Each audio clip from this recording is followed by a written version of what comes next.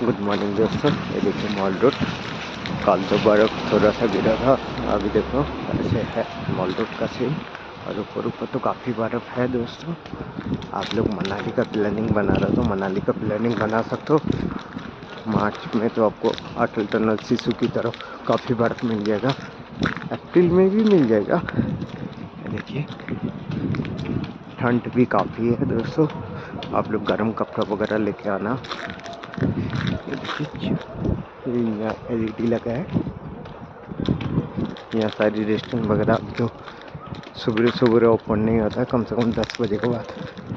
আপনারা দেখছেন আমি গৌতম বলছি মানালি থেকে। এই দেখুন মানালির মল রোড কেমন।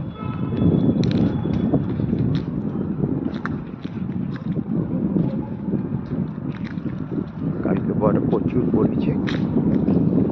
আপনারা আমার ইনস্টাগ্রাম পেজটাকে ফলো করে রাখবেন, ইউটিউব চ্যানেলটাকে সাবস্ক্রাইব করে রাখবেন। আমি সবসময় এখানকার আপডেট দিতে থাকি।